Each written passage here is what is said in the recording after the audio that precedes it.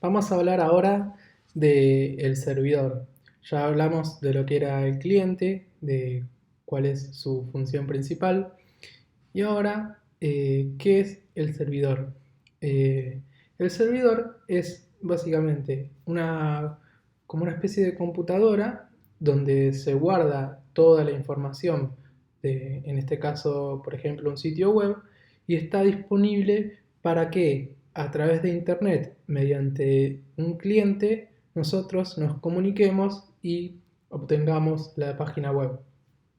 Eh, Obviamente hay un montón de tipos de servidores que corren sobre distintas plataformas. Por ejemplo, en las computadoras tenemos una computadora con Windows, hay computadoras con Linux, computadoras con Mac. En cuanto a los servidores, que son computadoras, también es lo mismo. Hay servidores que son de Windows y hay también, por ejemplo, servidores que corren sobre Linux. Creo que los servidores de Linux en general son los más populares, pero por supuesto va a depender mucho sobre la tecnología sobre la cual está construida el sitio web. Más adelante en este curso vamos a hablar sobre qué son las tecnologías web, pero como para que tengan una idea, una tecnología web puede ser, por ejemplo, Java o Python o .NET, PHP. Entonces, cuando nosotros creamos y programamos una página web, va a estar hecha en un lenguaje. Por ejemplo, en esta imagen, Python. Imagínense que programamos la página en Python, entonces necesitamos un servidor que esté configurado para que Python funcione. Es decir, al cargar la página en Python, el servidor sea capaz de interpretar ese código y generar la respuesta para que luego el cliente muestre en pantalla nuestro sitio web. Además de que el servidor guarda la información, alguna información en el disco duro, eh, están también lo que son las bases de datos. Es decir, la base de datos es donde se guarda toda la información.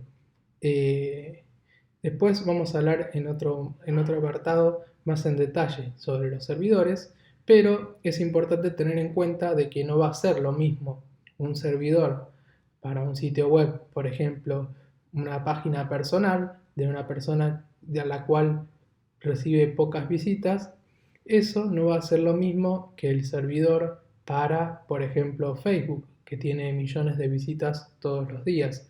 Es decir, los servidores van a ser computadoras mucho más potentes, van a consumir mucha más información.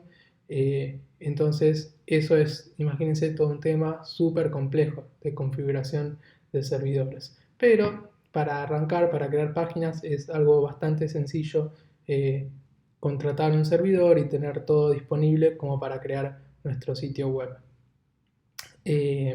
Así que bueno, en la próxima lección vamos a ver cómo entonces se genera esta comunicación entre el cliente y servidor. Pero es importante en esta lección que quede en claro lo que es el servidor, cuál es su función, por qué es importante que esté funcionando las 24 horas. Imagínense que es como una computadora que tranquilamente, por ejemplo, se puede colgar y puede dejar de funcionar. En esos casos es cuando, por ejemplo, se cae un sitio, cuando, por ejemplo, a veces pasa que a nivel mundial deja de funcionar WhatsApp, por decir un ejemplo, eso generalmente es porque puede ser que colapsen los servidores, entonces no se puede acceder a la información que está guardada en bases de datos y eso es lo que genera la caída del servicio. O sea, siempre todo lo que es eh, eh, relacionado a Internet, donde se están consumiendo servicios, ya sea desde una computadora, desde un celular, desde lo que sea, están accediendo a servidores que son computadoras que están prendidas todo el tiempo. Y ante la menor falla, obviamente se va a ver afectado el funcionamiento de la página web.